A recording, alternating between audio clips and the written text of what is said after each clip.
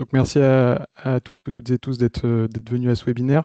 Donc l'objectif aujourd'hui, c'était de faire quelque chose d'un peu moins descendant et plutôt vous partager des cas d'usage et des projets concrets qui sont faits avec la SNOMED. Donc aujourd'hui, c'est plutôt tourné euh, académique, institutionnel sur la partie IA, la partie utilisation secondaire des données. Et en septembre, on aura un autre retour d'expérience qui là sera un peu plus tourné industriel et implémentation.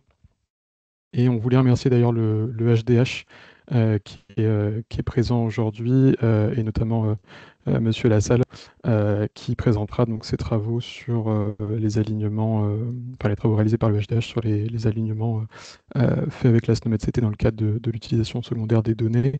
Euh, donc Monsieur Lassalle qui a rejoint le HDH il y a un peu plus d'un an et qui travaille sur des projets d'études européennes pour l'EMA, les formations sur le SNDS, la mise en place de l'ETL vers le modèle commun OMOP.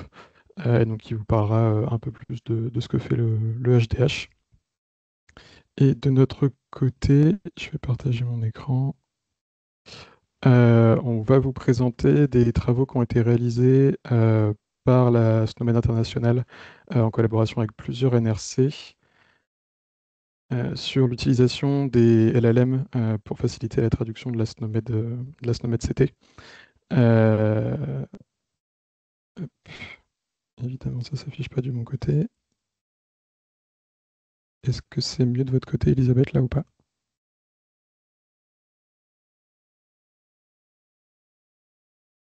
Donc l'objectif, c'est de vous représenter le contexte, pourquoi est-ce que nous, en tant que ANS, on s'intéresse à ces problématiques de traduction, les besoins qu'on avait sur ces problématiques. On ira ensuite un peu plus en détail sur l'analyse qui a été faite par la SNOMED internationale, donc qui a utilisé le modèle AIA 101 et qui l'a comparé aux résultats de DeepL pour automatiser la traduction.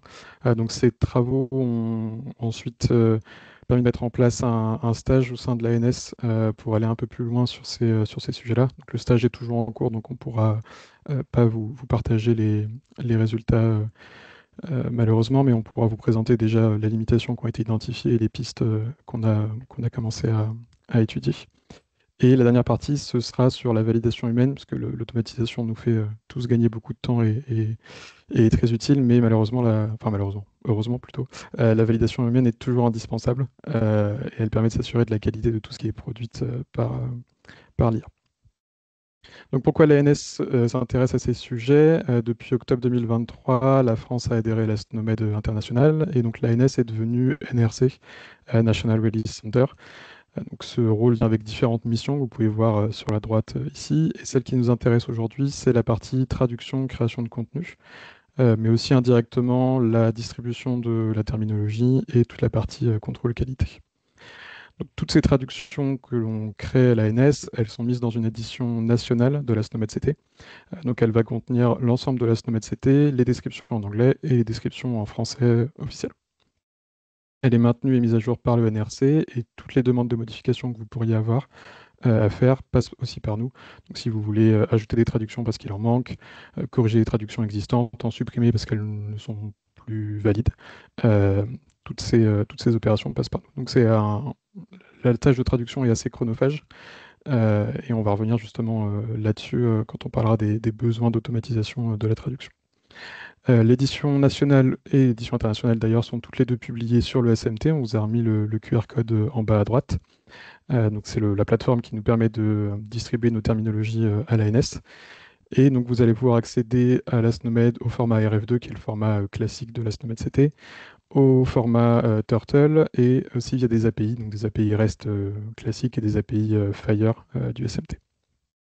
Ces deux éditions de la SNOMED-CT, elles sont disponibles gratuitement, que vous soyez une organisation publique, privée ou un individu. Ce qui est juste nécessaire, donc, c'est d'accepter la licence d'affiliation. Et donc, si jamais vous avez des questions sur ces processus de licence, sur comment accéder à la SNOMED, comment la télécharger depuis le SMT, vous pouvez nous envoyer un mail. On a un mail de support, Elisabeth ou Emma, je je vous laisserai le mettre dans le chat. Et donc, n'hésitez pas à nous contacter, que ce soit sur la SNOMED ou sur d'autres terminologies. Donc depuis plusieurs années, à l'ANS, on collabore avec deux groupes de travaux de traduction internationaux liés à la SNOMED-CT, donc le FTCG, le French Translation Collaboration Group, qui regroupe 5 pays francophones, la Belgique, le Canada, la France, le Luxembourg et la Suisse. Et l'objectif de ce groupe, c'est de créer un ensemble de règles communes à ces 5 pays et de créer un espèce de pot commun de traduction dans lequel chaque pays va venir piocher, choisir ce qui l'intéresse ou non, faire des modifications, et qui sert de base aux traductions des éditions nationales respectives. Et le Translation User Group, qui là a plus une visée internationale, son objectif c'est plutôt d'identifier et de résoudre des problématiques de traduction qui ne sont pas forcément liées à une langue spécifique. C'est souvent lié à des problématiques de granularité entre l'anglais et les autres langues. Et donc ça nous permet d'identifier en amont des problèmes qu'on n'aurait pas forcément identifiés euh, du côté du groupe francophone.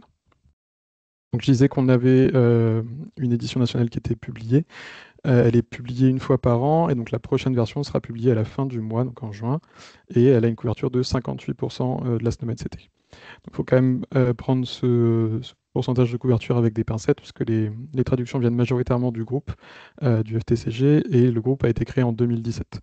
Donc depuis 2017, les règles éditoriales ont évolué et malheureusement les traductions n'ont pas forcément tout le temps évolué en même temps que ces évolutions de règles. Donc il y a pas mal de contrôle qualité à faire et on a des traductions aussi qui sont parfois un peu centrées sur la Belgique, sur le Canada, qui sont valides d'un point de vue euh, syntaxe linguistique, mais qui ne sont pas forcément représentatives de la façon dont s'expriment les PS en France. Donc là, il y a quelques ajustements à faire aussi. Pourquoi est-ce qu'on s'intéresse à la traduction? Globalement, ça fait partie de nos rôles, c'est d'aider, de faciliter l'utilisation de la SNOMED-CT en France. Et ça passe par ces 3 éléments qui sont tous liés entre eux, qui créent un espèce de cercle vertueux. Donc, avoir une SNOMED-CT en français, ça permet de faciliter la saisie et la lecture des données par les professionnels de santé. Et du coup, plus il y a de professionnels de santé qui vont utiliser cette terminologie, plus ça va pousser les industriels à la déployer. Et plus on a de données qui sont codées en SNOMED-CT et en français, plus ça va faciliter la réutilisation des données, ça va nous permettre de faire de l'annotation de texte via des textes libres, du NLP, l'analyse de données, etc. Donc là, on a vu qui était responsable de la traduction, où est-ce qu'elle était publiée, pourquoi est-ce qu'on en faisait, mais quel est le problème avec cette traduction. Il y a déjà un quatrième élément sur cette slide qui apparaît pas, mais c'est l'aspect réglementaire. La loi Toubon en France, elle nous impose en tant qu'organisme public de traduire la SNOMED-CT en entier. Et donc la SNOMED-CT, en juin, pour l'édition internationale, c'était plus de 370 000 concepts, et ce qui fait environ 1 600 000 descriptions. Donc c'est quelque chose d'assez conséquent. Et en plus de ça, il y a des mises à jour régulières. Donc l'édition internationale, elle est mise à jour tous les mois.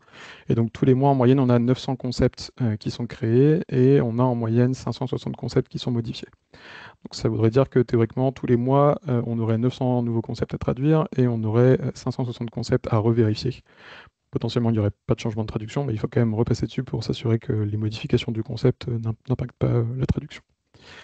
Et on parlait tout à l'heure de la partie contrôle qualité. Pour vous donner un chiffre, entre juin 2024 et mai 2025, du côté de l'ANS, on a fait 48 000 environ modifications, ajouts, juste liés au contrôle qualité. Pas étendre la couverture, c'est vraiment juste la partie contrôle qualité. Donc on voit que c'est assez chronophage, assez conséquent en termes de volumétrie, et du coup, de faire tout ça à la main, ça devient très vite impossible. Et donc on a très vite cherché à automatiser cette tâche. Donc on s'est penché sur des processus qui étaient en place et qui avaient été utilisés pour la traduction de la Simons, par exemple, via des réseaux de neurones qui étaient fine-tunés sur un ensemble de corpus de terminologie de l'OMS déjà traduite. Et l'objectif, c'était de se dire qu'on pouvait peut-être réutiliser ce pipeline en faisant un peu de pré-process et de post-process pour l'orienter un peu plus sur de la SNOMED-CT. Donc on l'a testé avec différentes hiérarchies, ça a donné des résultats assez hétérogènes en fonction des hiérarchies. Et surtout, ce qu'on a observé, c'est que c'était assez dur d'implémenter les règles éditoriales, puisque les règles éditoriales du groupe francophone, elles ont surtout été faites pour de la traduction manuelle. Et donc les implémenter dans du post-process, du pré-process, c'est parfois assez compliqué. Donc il nous fallait quelque chose qui soit, entre guillemets, nativement orienté vers de la SNOMED-CT. Et donc il y a à peu près un an, la SNOMED internationale a commencé à travailler sur ce projet d'utiliser les LLM pour faciliter la traduction. Elle a collaboré donc avec 4 NRC, la Corée du Sud, l'Estonie, les Pays-Bas et la Suède. Et donc, comme je disais tout à l'heure, la SNOMED-TT, c'est plein de concepts, mais il y a aussi des relations qui permettent de lier ces concepts entre eux, de créer un graphe. Et l'hypothèse de la SNOMED-CT, c'était de se dire, est-ce que toutes ces relations SNOMED-CT, elles peuvent être utilisées pour construire un prompt qui améliorerait la traduction? Donc, ils sont partis sur l'utilisation d'AIA 101, qui a été développé par Cohere Labs, qui est un modèle open source et multilingue. Vous avez le lien vers l'article dans le carré bleu à gauche et le QR code vers le site pour l'utiliser, la télécharger, etc. En bas à droite. Pourquoi AIA 101? À l'époque où ils ont réalisé ce POC, c'était le meilleur LLM pour les langues qu'on va définir comme à faible ressource, c'est-à-dire des langues pour lesquelles il y a peu de traductions déjà existantes. Et c'est un modèle multilingue. Donc ces deux critères, ça leur permettait d'avoir une analyse qui puisse euh, répondre à différents pays membres, pas juste avoir une analyse qui est spécifique aux langues latines, par exemple, ou aux langues d'origine germanophone, et aussi s'assurer qu'elles puissent fonctionner avec des langues à faible ressource ou des langues avec euh, beaucoup plus de traductions existantes. Et le dernier point, c'était le fait d'avoir les pondérations du modèle qui étaient connues. Donc ça permettait à la SNOMED de pouvoir évaluer les performances en cas de fine-tuning du modèle. Donc ils ont commencé à préparer les données. Ils sont partis des 4 éditions que j'ai citées tout à l'heure, Corée du Sud, Estonie, Pays-Bas et Suède. Et ils ont défini 6 catégories. Les hiérarchies qui les intéressaient, que vous voyez juste là dans le carré rouge en haut. Des valeurs de profondeur du concept, donc plus la distance entre la racine et le concept, enfin, en fonction de la valeur de distance entre la racine et le concept va avoir une valeur de superficiel, moyen ou profond. Une catégorie sur la richesse du contexte. Si jamais tous les parents du concept et toutes les valeurs de ces relations sont traduites, il va être de niveau 2. Si seulement ses parents sont traduits, il va être de niveau 1. Et pour tout le reste, ce sera un niveau 0. La présence ou l'absence de concepts similaires. Donc, deux concepts sont similaires si leurs termes préférés ont moins de n-grammes en commun. Et la taille du terme préféré en anglais, s'il est court, moyen ou long. Donc, on va avoir plusieurs valeurs pour chaque catégorie. Et si on fait la combinaison de toutes ces valeurs, ça nous donne ce qu'on appelle des cellules, et ça nous donne 324 cellules. Et ce qu'a décidé la SNOMED, c'est de dire que pour chaque édition qu'elle avait sélectionnée, elle allait vouloir avoir au maximum 25 concepts par cellule, ce qui nous fait environ 8100 concepts au maximum par édition. Vous avez en bas à droite là, le QR code vers le GitHub du projet. Alors évidemment, toutes les cellules n'étaient pas remplies au maximum. Donc au final, suite à la préparation des données, on se retrouve avec un dataset d'environ 15 000 concepts. Et ensuite, on a une traduction avec DeepL, qui est la baseline, entre guillemets, et la traduction avec AIA 101, avec un prompt assez simple, traduit le concept médical suivant en langue, avec 2 points, le concept. Et ensuite, à ce prompt, on ajoute ce qu'on va appeler des indices, donc, qui sont soit récupérés par du RAG, donc des parents déjà traduits, des attributs ou des valeurs d'attributs déjà traduites, des concepts syntaxiquement proches. Et si on ne trouve pas ces éléments, alors on va utiliser des exemples par défaut. Et ensuite, les traductions AIA 101 et les traductions DeepL sont évaluées par correspondance exacte et par ratio de Levenstein. Et il y a aussi une comparaison à l'aveugle qui a été réalisée par les experts des NRC respectifs. Si on s'intéresse aux résultats, la SNOMED communique dessus en nous disant que AIA par défaut est moins performante que DeepL. Mais par contre, les performances d'AIA s'améliorent nettement dès qu'on ajoute de l'information contextuelle en plus. Donc l'information contextuelle, c'est tous ces indices qu'on a désignés juste avant, les parents, les attributs, les exemples par défaut. Dès qu'on ajoute ces indices, là, on voit les performances d'AIA qui s'améliorent. Et si on regarde ce tableau qui représente les scores de traduction pour les concepts riches en contexte, on voit qu'au niveau des correspondances exactes, on a en effet des scores entre 0,30 et 0,50 pour AIA et plutôt autour de 0,10 pour DeepL. Et au niveau du ratio de Levenstein, la séparation est un peu moins flagrante, mais on est quand même autour de 0,85 pour AIA et autour de 0,7 pour DeepL. Ce qui est intéressant, c'est surtout de voir que ces résultats sont homogènes, peu importe la langue. Donc peu importe s'il y a beaucoup d'infos contextuelles dans l'édition nationale ou pas, les résultats sont assez similaires. Et si on s'intéresse à l'évaluation à l'aveugle, donc elle s'est faite avec 100 paires de traductions qui ont été sélectionnées au hasard. Elles ont été envoyées donc, par le NRC. Les NRC ne savaient pas laquelle était faite avec Aya et laquelle était faite avec DeepL. Et on leur a donné pour tâche de désigner s'il y avait une traduction qui était meilleure que l'autre, Aya ou DeepL. Et si ce n'était pas le cas, de dire si les deux sont valides ou si les deux sont invalides. Et donc on va retrouver le même constat qu'on a fait à la slide précédente. Dès qu'on donne du contexte à Aya, alors les résultats s'améliorent. Et donc on voit que les langues avec beaucoup de contexte, donc les éditions nationales néerlandaises et suédoises dans lesquelles il y avait déjà beaucoup de traductions existantes, et ben là Aya performe mieux. Et au contraire, pour les langues coréennes et estoniennes, où il y avait très peu de traductions déjà existantes, dans ce cas-là, c'est DeepL qui ressort comme donnant de meilleures traductions.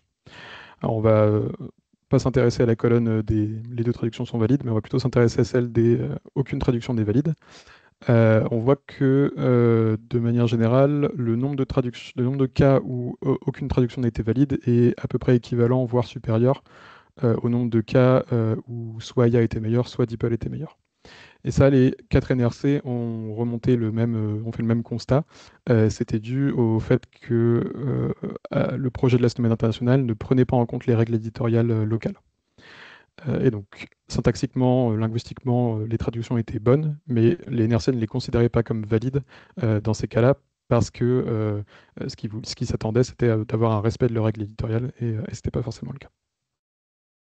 Donc la SNOMED conclut cette analyse en disant que le fait de fournir à Aya des traductions existantes pertinentes via le RAG, via les exemples par défaut, ça améliore la capacité de traduction. Et plus on a d'exemples, plus les performances vont s'améliorer, voire surpasser celles de DeepL. Et donc elle conseille à des équipes qui travailleraient avec des corpus qui sont déjà riches en traduction de se pencher sur les LLM. Comme je disais tout à l'heure, nous on a du coup commencé un stage suite à cette analyse. Et il y a plusieurs choses qu'on a identifiées comme manquantes dans l'analyse de la SNOMED. Déjà, on l'a vu, c'est le fait que les règles éditoriales locales ne sont pas utilisées. Le problème, c'est que ces règles, elles assurent une homogénéité dans les traductions et elles facilitent la recherche des concepts pour les utilisateurs. Et nous, en tant que NRC, quand on fait de la traduction, on s'attend à avoir quelque chose qui respecte nos règles éditoriales. C'est un peu un de nos indicateurs de qualité de nos traductions. Et c'est ce qui est ressorti aussi de l'analyse des différents NRC dans la colonne qui était en grise. Même si les traductions étaient bonnes, ils les considéraient comme invalides parce qu'elles ne respectaient pas leurs règles éditoriales. Un autre souci, c'est le fait que la SNOMED ait choisi uniquement un exemple par défaut par langue. Donc, dès qu'on ne trouvait pas d'autres concepts traduits via le RAG, pour tous les concepts suédois, il y avait un seul concept qui a été utilisé comme exemple par défaut. Le problème, c'est qu'il y a des grosses différences entre les hiérarchies, et même au sein d'une hiérarchie, il peut y avoir des grosses différences de granularité entre les concepts. Donc, ce qu'on a décidé de faire, c'est de résoudre ces deux limitations en un coup, et donc de créer un ensemble d'exemples par défaut qui était représentatif des règles éditoriales, ce qui nous permet donc indirectement de donner des indications sur les règles éditoriales à Aya, et en même temps d'augmenter le nombre d'exemples par défaut et de faire une sélection de l'exemple par défaut en fonction du concept qui est à traduire. Un autre constat qui a été fait, c'est la conclusion que fait la SNOMED en disant que plus on donne d'exemples, plus le AI est performant. On s'est rendu compte qu'il y avait quand même une limitation à ça, il fallait faire attention à l'impact que ça pouvait avoir. Il y a un certain moment où les performances du LLM vont se mettre à baisser. Et a priori, il serait plutôt conseillé de ne pas dépasser les 7 exemples pour rester sur des performances correctes. Donc, on avait testé, nous, de notre côté, plutôt des réseaux de neurones. On a vu que les LLM fonctionnaient assez bien, notamment sur des langues qui sont assez riches, ce qui est le cas de l'édition nationale française. On a déjà pas mal de traductions existantes. Mais on en revient toujours à la problématique il faut une validation humaine par la suite. Donc nous, on a tous ces travaux de contrôle qualité, etc., qui sont faits. Mais vous aussi, vous pouvez participer à ce contrôle qualité, à cette tâche de traduction. On vous a remis deux outils de liens. Vous avez les liens et les QR codes. La version en ligne du guide éditorial français. Donc si jamais vous voyez des choses, des règles qui vous semblent incorrectes à modifier ou manquantes, n'hésitez pas soit à faire une issue sur le guide, soit à nous envoyer un mail directement. puisque c'est ces règles qui vont driver les traductions, qu'elles soient automatiques ou manuelles. Et donc, si vous nous faites des retours sur le guide éditorial, vous vous assurez qu'à long terme, les traductions correspondent un peu plus à vos attentes. Et vous avez là aussi le lien vers le RMP, qui est le portail des demandes d'évolution. Donc là, si directement vous avez des traductions qui vous semblent incorrectes, manquantes ou à corriger, pareil, vous pouvez utiliser le portail pour directement faire les demandes d'évolution et nous, on les traitera ensuite. Et donc tout ça, ça crée un second cercle vertueux. Nous, on s'assure de faire du contrôle qualité, on améliore la couverture en traduction, on repère des choses qui sont incorrectes. Mais si vous aussi vous participez sur vos projets respectifs, puisque la SNOMED, comme on l'a dit, c'est quelque chose d'assez conséquent, vous pouvez aussi participer à ce cercle vertueux d'amélioration de la traduction. Et mieux, plus les traductions sont bonnes, plus derrière vos analyses, votre utilisation de la SNOMED s'améliore aussi.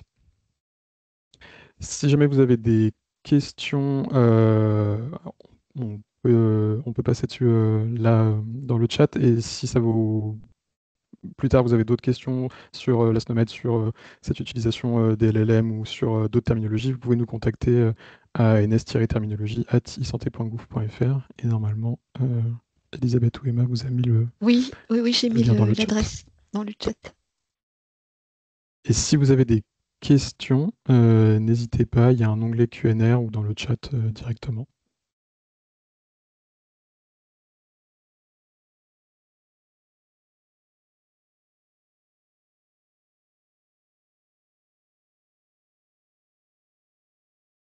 Et s'il n'y a pas de questions, Régis, je vais te laisser partager ton écran. Ah, je vois Très bien.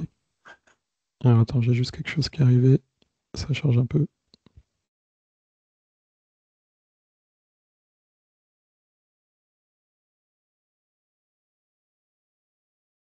Je sais pas si tu vois la question de Elisabeth de ton côté. Ça... Oui, oui, oui, je vois. Bonjour, je suis désolée, je suis arrivée en retard. Y aura-t-il un replay? Oui, Oui, c'est oui, enregistré, oui. donc il y aura un replay. Et du coup, je te laisse partager ton écran, Régis.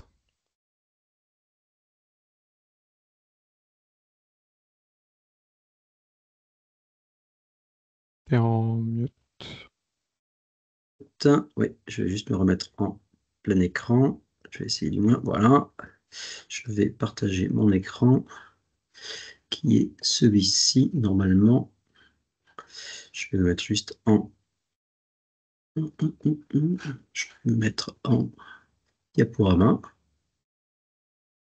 Normalement, vous devez le voir. Est-ce Ouais, que vous le voyez bien? on Oui. voit bien. Parfait. Donc, bonjour à tous. Donc je me présente, je suis Régis Lassalle, je suis référent en méthodologie et expertise SNDS au sein du Health Data Hub depuis un peu plus d'un an maintenant.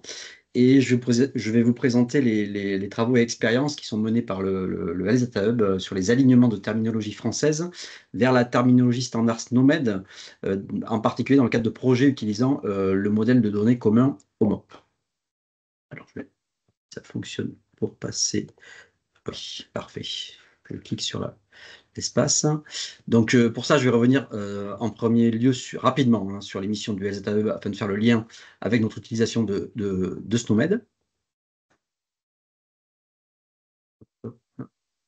Si, voilà.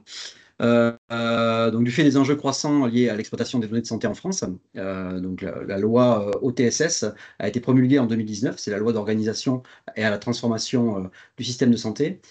Cette loi a permis d'instaurer, donc de créer le Health Data Hub, qui a été créé fin 2019. Donc le Health Data Hub est un groupement d'intérêt public avec une double mission qui est de rassembler et de mettre à disposition les données de santé, mais aussi d'accompagner les porteurs de projets dans leur exploitation avec un enjeu central qui est de faciliter l'accès rapide et sécurisé aux données de santé pour les projets d'intérêt public. Donc, la majorité d'entre vous le sait certainement, mais concrètement, le HDH, il va agir. HDH, c'est l'acronyme de Health Data Hub. Il va agir comme un guichet unique pour que les porteurs puissent déposer des demandes de projet et accéder à des données de santé pour faire leurs études. Il va proposer un catalogue de bases de données, dont celle du SNDS, qui est une des plus grandes bases médico-administratives du monde, et il va mettre à disposition des données et des outils sur une plateforme sécurisée qui a été créée pour l'occasion. Rapidement, en 5 ans, le HDH a accompagné plus de 176 projets, a proposé 24 appels à projets pour financer des études, a réalisé plus de 650 interventions publiques et participe à plusieurs grands projets, notamment européens, tels que le projet Darwin. Donc je vais y venir en suivant. Il faut savoir que le HDH, il aide les porteurs de projets à développer leurs projets, mais il porte également des projets lui-même, notamment en collaboration avec l'Agence européenne des médicaments, qui s'appelle l'EMA, pour la réalisation notamment d'études fédérées multi-bases de données, multi-pays. Vous avez un aperçu ici des projets qui ont été débutés au HDH ou qui ont eu lieu et qui impliquent notamment l'utilisation du modèle de données OMOP, ce modèle nécessite un alignement de terminologie vers des standards tels que le standard, tels que la terminologie SNOMED. Elle fait partie de celles utilisées. Et donc, ça a débuté à gauche ici avec 2 financements, je ne sais pas si vous voyez mon curseur, pour 2 études qui sont, la première, c'était le projet Eden, qui est financé par Eden, également, qui est un consortium européen, qui promeut l'utilisation d'OMOP. Et là, nous avons pu, il y a déjà plus de 2 ans, créer notre propre programme de transformation des données SNDS au format OMOP, dans une ancienne version du format OMOP. Puis après, nous avons eu progressivement des demandes de l'EMA directement, avec un use case qui s'appelle coagulopathie, qui est basé sur un échantillon de 10 millions de sujets extraits du SNDS, et qui permet de tester des scripts d'analyse standardisés du réseau Darwin. On va y venir après. Je ne pourrais pas vous présenter de résultats parce que les analyses sont toujours en cours, et nous continuons de débugger certains scripts qui nous ont été transmis. Actuellement en cours, il y a un projet qui s'appelle EMC2, qui lui a pour visée de coupler des données de 4 centres hospitaliers en les appareillant également avec les données du SNDS et les transformer en OMOP.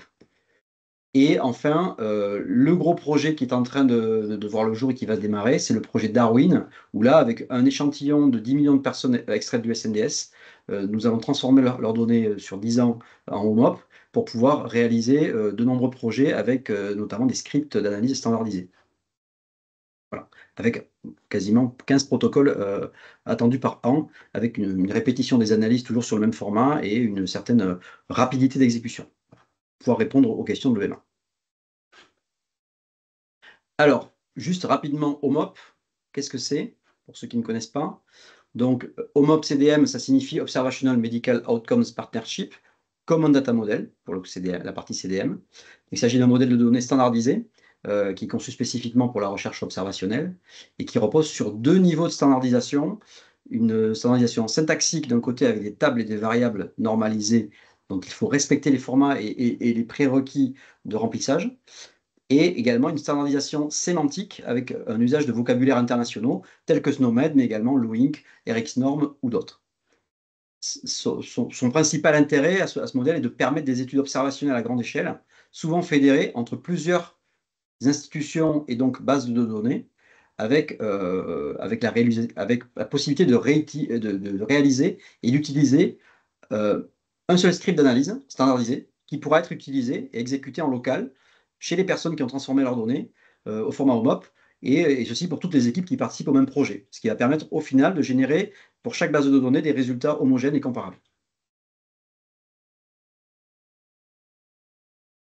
On passe du SNDS à OMOP, on passe d'un modèle qui est le modèle du SNDS qui est géré par la CNAM, qui est un schéma complexe centré sur les prestations, avec 180 tables et près de 4500 variables, à un modèle OMOP, qui lui est centré sur le patient, avec la table patient, je ne sais pas si vous la voyez ici, et ici personne plutôt, elle s'appelle personne, ici en haut, qui du coup contient plus d'une trentaine, qui facilite ainsi la construction des parcours de soins. Ce modèle, il contient plus d'une trentaine de tables, chacune représentant un domaine précis. Il y a une table pour les visites, une table pour les diagnostics, une table pour les médicaments, une table pour les procédures. Et il demande, ce modèle, une standardisation des vocabulaires sources, mais il permet aussi également de conserver les valeurs des données sources à l'intérieur des tables. Nous avons nourri, à partir des données du SNDS, 17 tables OMOP, et certaines tables spécifiques n'ont pas été ciblées et ne seront pas utilisées.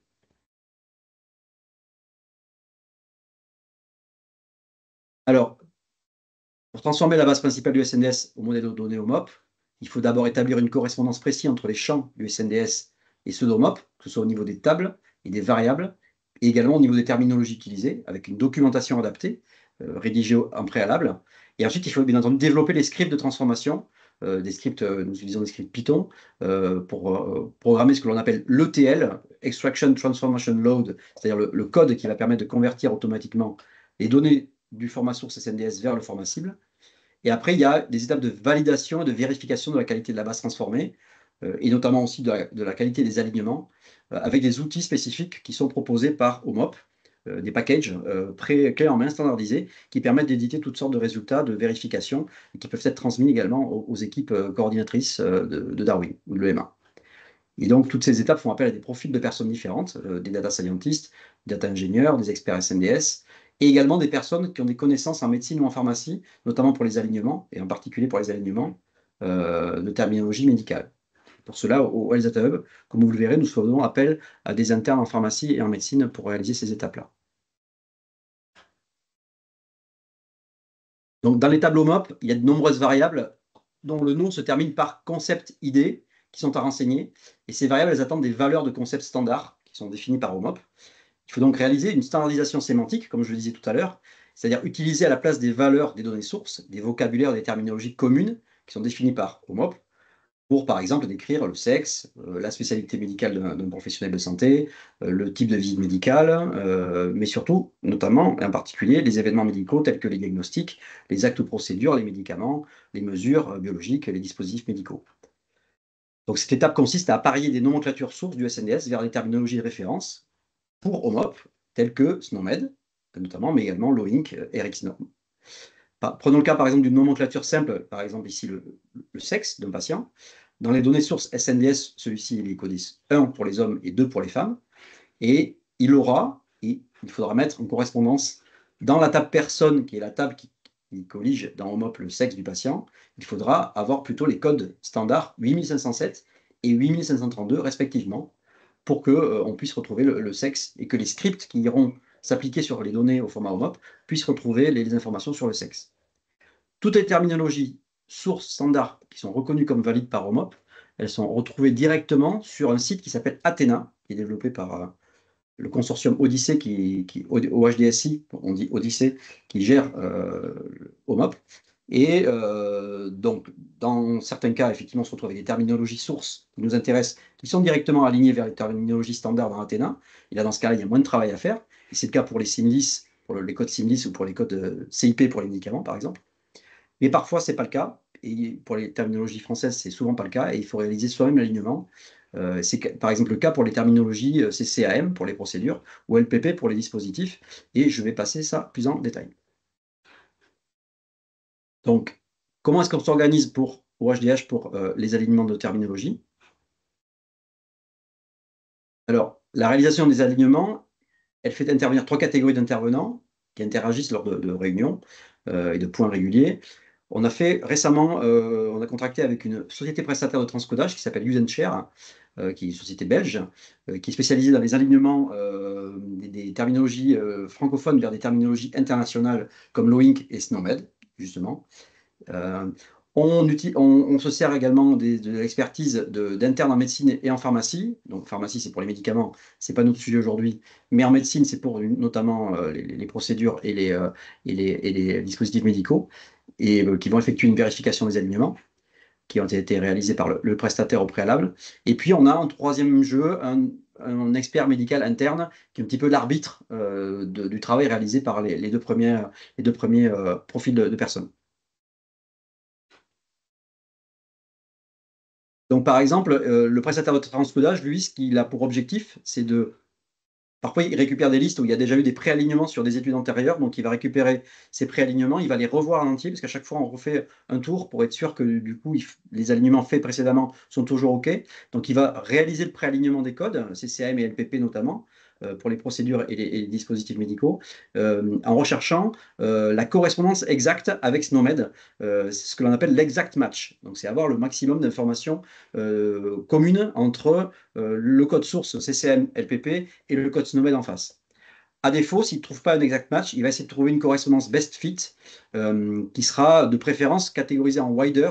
C'est-à-dire qu'il vaudra mieux choisir plutôt un code en face qui soit avec une définition un peu plus générale, car celle-ci sera plus largement applicable.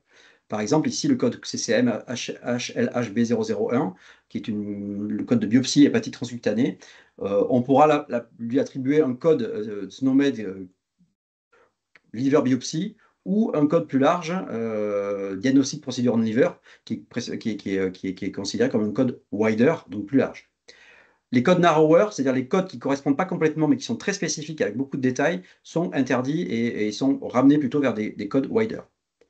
Les internes en médecine, eux, ils vont valider le travail du prestataire et proposer des codes alternatifs lorsqu'il y a des choses qui manquent ou à revoir. Et l'expert médical, lui, ce sera l'arbitre qui, lorsqu'il y a des désaccords entre prestataires et internes, ou lorsqu'il y a plusieurs codes cibles possibles pour un même code source, va lui proposer également d'autres choses et d'autres solutions. Alors, je passe rapidement là-dessus, mais du coup, pour pouvoir faire ce travail, on se base sur des référentiels, la liste des codes LPP qui est sur le site de la CNAM, des listes CCM qui sont à la fois sur les sites de la TIH et de la CNAM également, les listes de codes SNOMED qui sont sur le site Athena de HDSI et qui, lui, va nous permettre directement pour chaque SNOMED de récupérer les codes Concept ID qu'il faudra mettre dans les tables OMOP. Et puis d'autres tables SNOMED de référence, notamment sur le site de l'ANS ou sur le site de SNOMED. Et on se base également sur les données sources, qui seront la cible, qui vont être la source, on va dire plutôt de notre travail. C'est les données du SNDS, où là, ce qu'on va s'amuser à faire, entre guillemets, c'est de regarder quels sont les codes les plus fréquents, les codes LPP et les codes CCM les plus fréquents dans ces données, et notamment dans les données dont on aura besoin pour nos études, pour ne pas avoir à aligner l'ensemble des codes LPP ou CCM, ce qui serait un travail énorme et qu'on n'a pas forcément la capacité de faire. Mais notamment, à partir des données DCIR et MCO d'hospitalisation, on se base sur le seuil de 80% des codes les plus fréquents. C'est une recommandation OMOP pour essayer d'avoir, on va dire, un champ assez large dans les données que l'on va analyser, voilà, et de ne pas trop en louper. Donc l'objectif est d'obtenir à la fin de tout ça, de tout ce travail, une table OMOP qui s'appellera Source to Concept Map, qui sera utilisée dans les scripts de l'ETL avec la correspondance entre les codes CCM ou LPP et le code de SNOMED en récupérant leur concept ID associé qui sera lui-même mis dans les tables OMOP. Je vais vous illustrer ça plus en détail juste après. On utilise également d'autres outils, je passe rapidement dessus, mais les outils donc Athena dont je vous parlais, qui est un outil en ligne qui permet les alignements, de récupérer également les codes des terminologies standards telles que SNOMED. Il y a un outil qui s'appelle Usagi, qui aide à l'alignement avec, qui permet de comparer des chaînes de caractères en français et en anglais, enfin notamment en anglais, pardon, avec les autres codes qui sont utilisés à l'international dans les libellés SNOMED, LOINC qu'il a en mémoire. Et puis on utilise également un outil qui a été développé en interne, qui est un outil de LLM, enfin OneLP, pour pouvoir aligner spécifiquement les codes LPP vers SNOMED. Donc ce modèle, c'est un modèle NLP qui a été développé par notamment Fei Gao, qui est une experte SNDS au sein du HDH. Il est fondé sur un modèle de type Natural Language Processing, basé sur les données de thésaurus médicaux et également de modèles d'embedding de type BERT. Ça, c'est pour les spécialistes, ce que je ne suis pas forcément. Et donc, il a été réalisé en interne pour préaligner les codes LPP vers SNOMED. Donc, les libellés des codes sources LPP, ils sont pré-traités, nettoyés des éléments inutiles.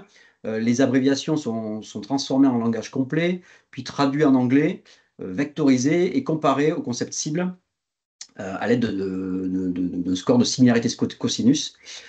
Et du coup, l'outil va pouvoir générer pour chaque libellé une liste hiérarchisée avec des correspondances potentielles, avec un maximum de 10 propositions par code, et qui sera soumis ensuite à validation médicale. Voilà. Ça, c'est un peu la présentation du terrain global. Donc, on va passer plus en détail dans les exemples et dans les illustrations. Alors, comme je vous disais, pour la SIM10, c'est plutôt direct. On va directement sur le site Athena, et Athena donne tous les concept ID des codes SIM10 et propose également un alignement direct entre les codes SIM10 ou ICD10, puisque ce sont les codes internationaux de référence, et le code SNOMED, afin de pouvoir récupérer le concept ID, le code concept ID associé qui figurera dans les tableaux MOP. Donc, il y a également une correspondance entre les codes CIP7 pour les médicaments français avec ERICS-Norm, mais il faut savoir qu'elle est quand même un petit peu ancienne, elle date de 2019, donc elle mériterait d'être remise à jour sur ce site. Et elle n'existe pas, cette correspondance vers SNOMED ou vers LOINC pour les actes CCM, LPP, NABM ou César, par exemple. pour les soins de réhabilitation. Ici, le code E11 SIM10 que vous avez en rouge ici, qui veut dire le diabète de type 2, il a dans la standardisation OMOP un concept ID 376 14 313. Donc ça, c'est son propre concept ID. Ce n'est pas forcément celui-là qui va ensuite aller dans la table. Et donc, dans l'exemple suivant, vous avez ici le détail de votre code source ici E11, qui a un concept ID ici 376 14 313. Ben, dans Athena, on va pouvoir avoir un alignement direct vers le code SNOMED 440 54 006, dont le concept ID d'intérêt ici sera 201 826. Le diabète sucré de type 2, il est aligné avec le type 2 diabetes mellitus. Donc ça semble logique. C'est un cas simple que je vous présente bien entendu. Et au final, il faut savoir que dans la table condition, qui est la table qui contiendra les données de diagnostic, du code E11, qui sera mis dans la variable source value, on récupérera le code concept ID 20 18 26, qui est celui du code SNOMED associé, aligné, mais on gardera également son source concept ID, qui est son propre concept ID dans le Athena. Voilà, donc c'est un petit peu comme ça que fonctionne l'homopisation des données et l'alignement. Donc ça, c'est pour un code. Il faut imaginer, bien entendu, qu'on va le faire pour des milliers de codes dont on aura besoin pour les études. Pour les alignements CCM à réaliser, globalement, il y a 9000 codes CCM, et comme je disais, on ne va pas forcément chercher à aligner tous les codes avec SNOMED. Les projets précédents que l'on a fait au début, les deux projets notamment, ont montré qu'il y avait des erreurs et qui nécessitaient de devoir repasser sur les préalignements qui avaient été faits avec d'autres façons de faire que celles que l'on applique à l'heure actuelle. Et notamment, ça a mis en évidence qu'il y avait des mises à jour régulières de SNOMED qui faisaient que certains codes cibles qui avaient été alignés étaient entre-temps inactivés, ils n'étaient plus du coup valables. Donc je passe rapidement, mais globalement pour les données du projet Darwin, qui sont les prochains gros projets que l'on va réaliser, 443 codes nous seront nécessaires pour couvrir à peu près 95% des occurrences. Donc 443 codes CCM, par rapport aux 9000, ça fait du coup effectivement moins de codes à aligner. Pour l'instant, 139 d'entre eux sont validés, d'autres sont en cours de réalignement ou en cours d'alignement, et tout ceci sera finalisé d'ici fin juillet 2025. Il y aura en tout à peu près 522 codes alignés pour les deux projets Darwin et EMC2. Voilà. Les autres codes qui sont moins fréquents et dont on n'a pas forcément besoin pour la plupart des projets ici de l'EMA seront à revérifier. Il y a déjà eu un préalignement fait par le passé, mais ceci est pour l'instant non priorisé, car c'est forcément un temps important. Une illustration ici, le sous-paragraphe CCM 01010101, qui est le sous-paragraphe d'électromyographie, on l'a aligné avec le code cible SNOMED 428 03 009, qui signifie électromyographie. Donc ça va directement vers le bon alignement, qui a lui-même son propre concept ID. Et il faut savoir que dans ce même sous-paragraphe, on retrouve des codes principaux comme le AHQB024, qui est le code d'électromyographie 3-6 muscles par électrode aiguille, qui lui fait partie des codes fréquents dans le SNES. Et là, on l'aligne avec un code SNOMED cible précis, qui est le code concentric needle électromyographie, et qui sera intégré avec son concept ID dans la table finale sur tout concept map. Également, dans ce paragraphe, on peut se retrouver avec des codes principaux comme le AHQB025. Là, c'est sur une électromyographie de 1 ou 2 muscles striés. Lui, il ne fait pas partie des codes fréquents. Et dans ce cas-là, par défaut, on va lui attribuer le code du sous-paragraphe, à savoir le concept ID 417 98 15 que je vous ai présenté ici dans la table source to concept map. Pour les LPP, ici une illustration de la phase de préalignement. Je vais passer rapidement dessus. On part d'un code LPP ici, et ça c'est réalisé avec l'outil NLP notamment, qui a été développé en interne. On prend un code LPP ici comme le 133 36 95, pansement en fibre de CMC, donc il y a des abréviations, il y a des informations également sur la taille, la largeur, etc. Il y a un pré-traitement qui fait que les abréviations vont être transformées en mots complets et élimination de certaines informations qui ne sont peut-être pas nécessaires. Il y a une transformation avec DeepL au niveau du label en anglais. Puis ensuite, il y a une phase de proposition par le modèle de plusieurs codes cibles avec un maximum de 10. Ici, c'est celui en bas à droite, Cotton Burn Dressing, qui a priori a la meilleure probabilité pour convenir, on va dire.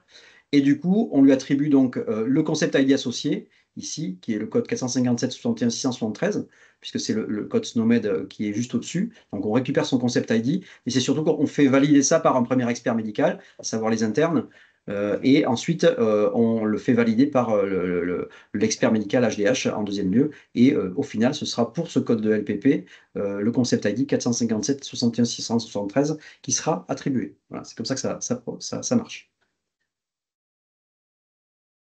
Pour les LPP, de manière générale, il y a plus de 33 000 codes. Donc pareil, l'objectif, c'est pas d'aligner tout. Il y a des codes effectivement génériques, sans le nom de la marque dans les labels. À l'heure actuelle, il y a une transformation des codes génériques vers des codes non génériques avec des changements de code, où là, hein, les mêmes codes sans marque se transforment en codes avec marque.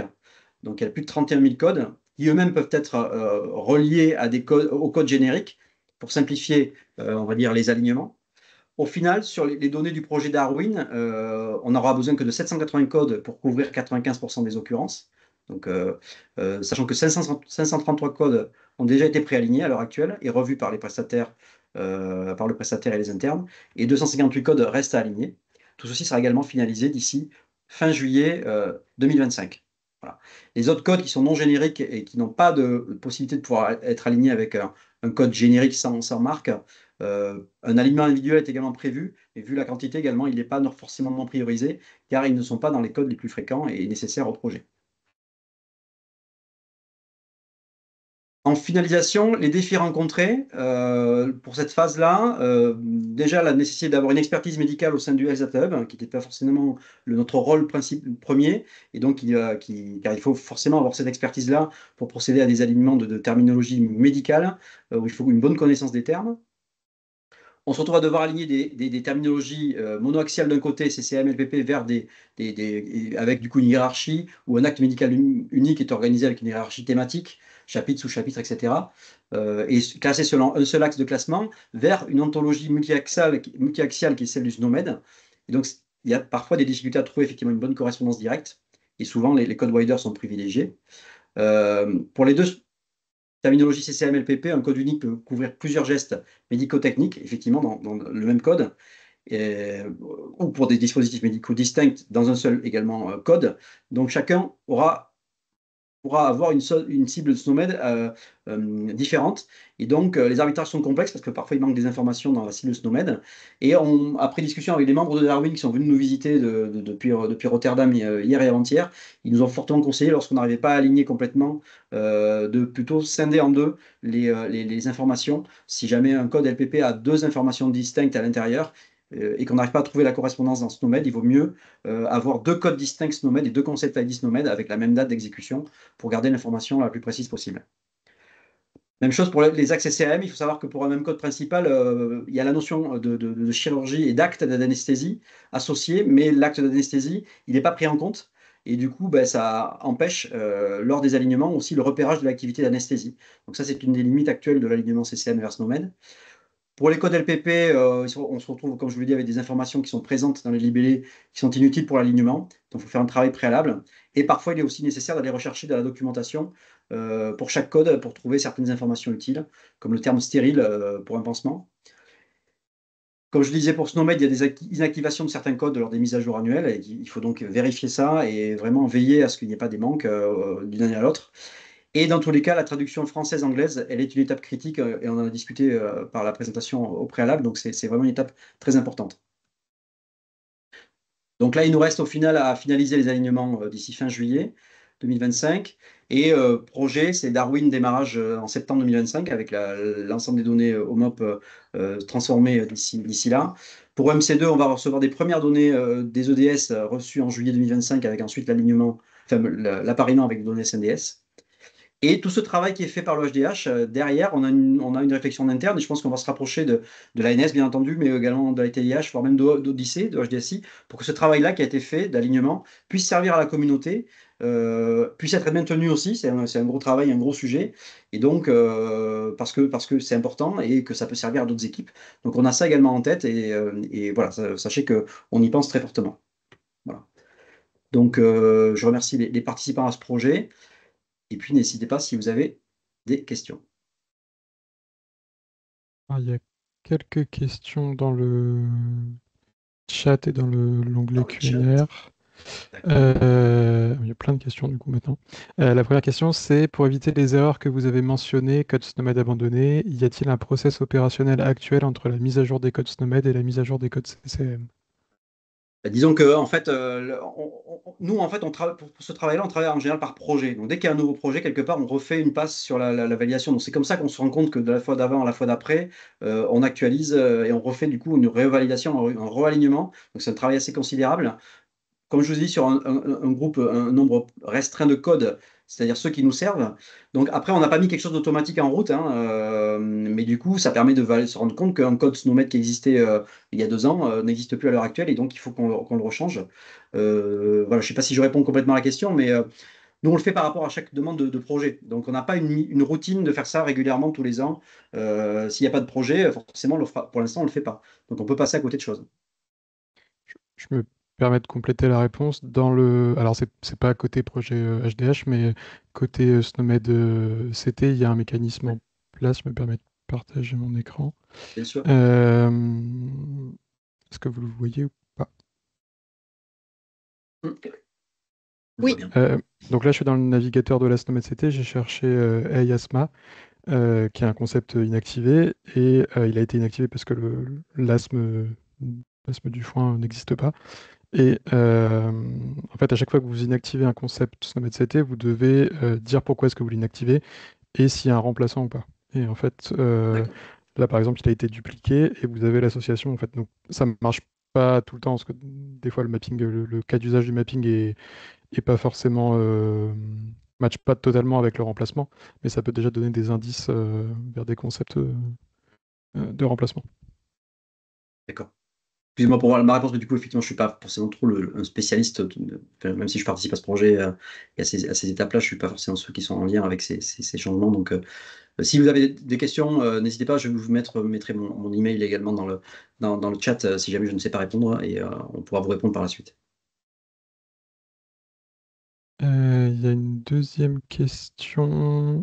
Vos projets sont publiquement financés, donc versés en open source. Où trouver le code permettant depuis un historique de remboursement CCM, LLP, SIP vers de l'OMOP? Alors pour l'instant, c'est pas en open source, ça va le devenir. C'est ce que j'étais en train de dire. Pour l'instant, il y a pas, on n'a pas mis les codes. On va mettre à jour notamment les codes qui permettent de transformer les données SNDS 0MOP au format 5.4. À l'heure actuelle, je crois que c'est que le format 5.3 qui est en ligne sur le site du HDH. Donc ça, c'est sur la partie vraiment des variables et des autres codes que les terminologies. Pour la partie terminologie médicale, CCM vers SNOMED, c'est ce qu'on essaie de faire. On va faire à terme. On va essayer de les mettre à jour et disponible sur le site du HDH. Il faut ensuite voir comment on va le mettre à disposition. Est-ce que ce sera sur le site du HDH? Est-ce que ce sera via également peut-être l'ANS, la TIH ou HDSI également qui peut être poussé pour pouvoir mettre ça à disposition sur le site Athéna. L'équipe Darwin hier et avant-hier nous ont dit qu'ils étaient très intéressés pour effectivement avoir ces éléments dans leur base Athéna. Il y a une question, mais je pense qu'elle est plus de notre côté. Euh, Quand vous dites SNOMED inactivation de certains codes lors des mises à jour annuelles, pour quelles raisons certains codes sont-ils désactivés? Et lors d'une récupération de la nouvelle version, que faire des codes disparus? Y a-t-il une historisation des codes désactivés? Alors les codes sont... la formulation est importante, c'est bien inactivé et pas désactivé, dans le sens où dans les fichiers RF2, le format de fichier natif de la SNOMED, ces codes ne disparaissent pas, ils sont toujours là. Et vous avez, comme je montrais tout à l'heure, un lien avec le possible code de remplacement. Il y a plusieurs raisons pour lesquelles vous pouvez inactiver un code. Ça peut être parce que on se rend compte que le code est un duplicat d'un autre code, parce que le code est ambigu et qu'on ne sait pas vraiment quel sens il a, donc il recoupe plusieurs sens et en fait on va l'inactiver et repointer vers ces différents concepts. Euh, Lors d'une récupération d'une nouvelle version, que faire des codes disparus? Donc dans le fichier, dans le RF2, vous avez un fichier dans lequel vous allez pouvoir voir les associations entre les concepts inactivés et leur valeur de remplacement. Donc, comme je disais, ça marche euh, selon l'utilisation que vous en faites. euh, il y a des fois où la valeur de remplacement vous convient pas forcément, notamment pour des alignements. Mais par contre, en termes de codage des données, en général, les remplacements sont assez bons. Et nous, de toute façon, côté jeu de valeur, on fait ce travail, nous, de vérifier ce qui a été inactivé, par quoi ça a été remplacé, est-ce que le remplacement nous convient ou pas. Mais pour de l'analyse de données, etc., vous avez au moins les valeurs de remplacement qui vous donnent une piste.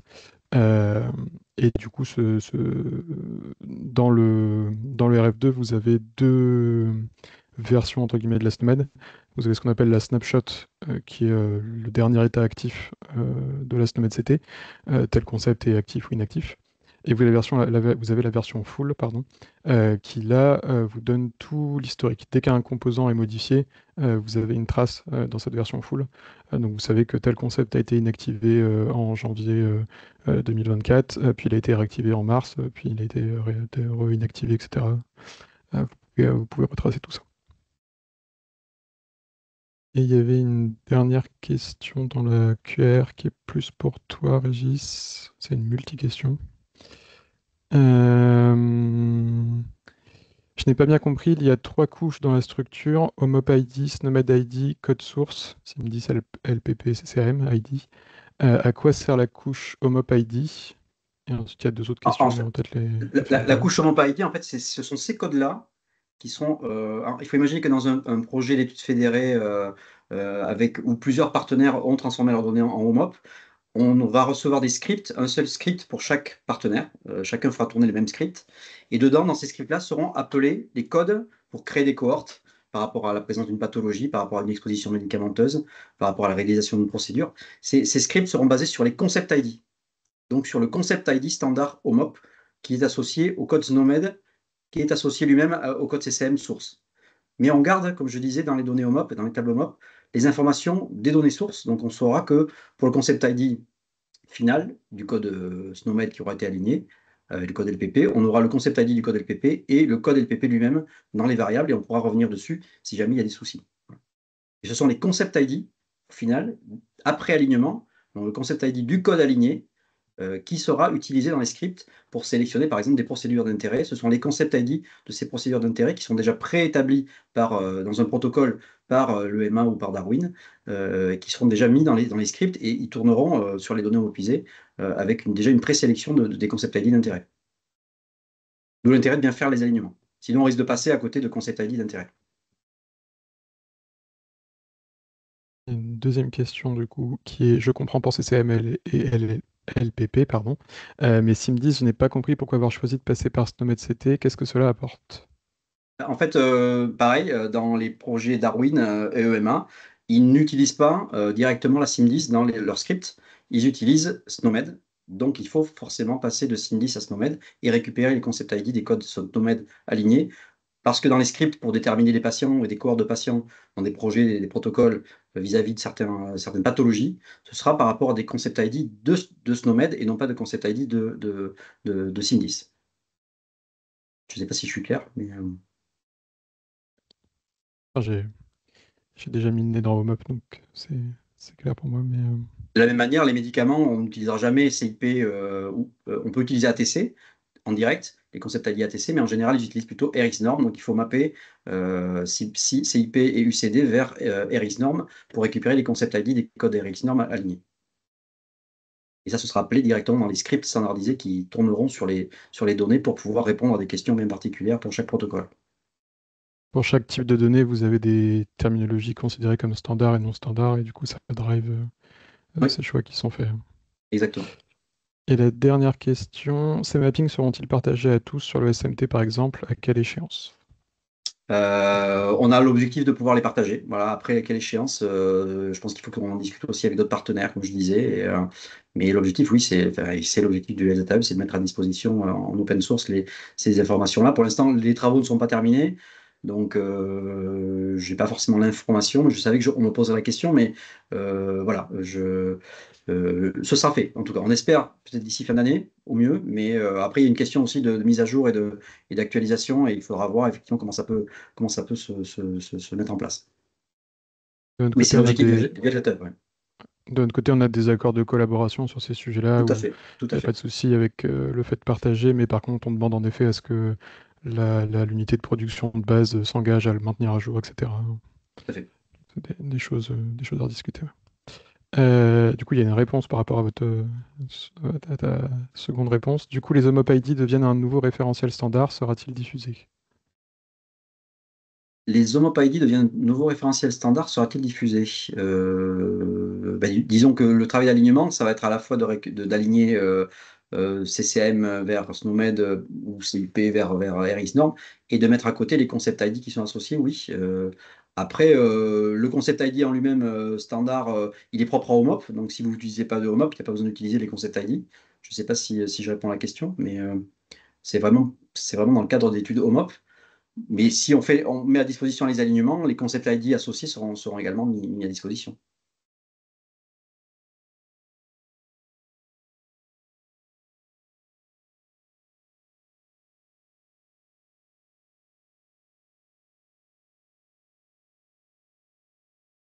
Pas d'autres questions pour l'instant.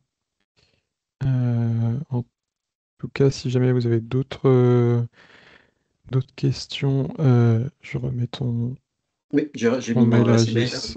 Ouais. Ouais. Sur des questions beaucoup plus techniques, je pense que l'équipe en charge des alignements pourra mieux répondre que moi. Je sais pas pourquoi le premier n'est pas cliquable. Euh, oui, je disais dans le chat, si jamais vous avez des questions sur le fonctionnement du RF2 et comment accéder aux infos d'historisation, n'hésitez pas à nous contacter. J'ai récupéré votre mail, Madame Nguyen. Euh, on pourra vous montrer ce qui est faisable. Et j'ai vu que le modèle OBOP est diffusé, le référentiel le sera-t-il? C'était ma question. Pardon, tu peux Pardon, répéter oui. ma question. Par rapport à la question sur est-ce que les HOMOP ID seront diffusés, donc, la réponse c'est le modèle HOMOP est diffusé, le référentiel le sera-t-il? C'était ma question. Mais qu'est-ce que vous appelez par le référentiel HOMOP ID? C'est ça que je ne comprends pas bien. Pas sur Mais, la plateforme non plus. parce que les concepts HOMOP ID, ils figurent dans Athena. En fait, c'est l'endroit qui est propre à HOMOP, dans lequel on peut savoir quel HOMOP ID est assis. En fait, il est en accès libre, hein, c'est un accès libre sur le site de Athena. Si vous cherchez les ID de chaque code, SNOMED, Simnis, vous pouvez les voir directement sur le site Athena, Athena. Je peux essayer de mettre d'ailleurs le lien dans le chat. Je pense que c'est tout à fait faisable pour moi. Je peux vous le Je donner l'ai retrouvé si tu veux. sur le site HDSI Search Terms, vocabulaire. Tac, je l'ai là. Voilà, c'est au HDSI qu'il est mis à disposition et c'est un accès libre, hein. Il suffit juste d'accéder au site et ensuite vous avez toutes sortes de vocabulaire et les concepts ID associés. Il est possible également de télécharger certains alignements entre Simlis et SNOMED par exemple dans des tables spécifiques qui s'appellent concept et concept relationship pour pouvoir récupérer directement les alignements entre code source, code aligné et concept ID associé. Donc la réponse est OK, tout est en accès libre, pardon, c'était ma question, merci. Oui, c'est en Excel, excusez-moi. Ouais. Et il faut savoir que du côté de l'OHDSI, ils font des actualisations assez régulières, mais pas pour tout. C'est-à-dire qu'ils le font essentiellement pour des terminologies standards, typiquement comme je disais, pour les CIP, les codes CIP qui sont les codes de médicaments de ville. L'alignement date de 2019 et donc est un peu ancien, ce qui fait que du coup, il y a pas mal de médicaments qui ne sont pas alignés. Par contre, pour des terminologies standards, Low-Inc, ICD-10, donc la CIMNIS internationale, RxNorm, ils font des mises à jour assez régulières. Il y a des équipes dédiées pour ça. Une nouvelle question qui arrive entre deux, enfin une remarque. Si ces alignements terminologiques CCM, SNOMED, LPP, SNOMED ne sont pas maintenus de manière garantie, est-on d'accord pour dire que ce n'est pas véritablement réutilisable et encore moins industrialisable? Ça peut être une base, après, ça peut être une base qui peut servir pour un projet, pour des projets. Après, l'objectif, ce serait qu'effectivement, à terme, il soit mis à jour. Alors après, nous, on va être obligé de le faire parce que de toute façon, sur les projets européens, Darwin, on va devoir faire des réactualisations de données tous les ans. Donc je pense qu'il y aura une repasse qui sera faite également sur certaines terminologies. On verra s'il nous manque des codes fréquents dans la liste de ceux que l'on a alignés. Et donc il y aura certainement des repasses. Et après, comme je disais, c'est toute la question de savoir effectivement ce travail-là que l'on fait, comment arriver à le mettre, à le mettre à jour régulièrement et à le mettre en même temps à disposition de la communauté. Voilà, c'est toute une question qui est en cours de discussion à l'heure actuelle. Mais c'est un des objectifs.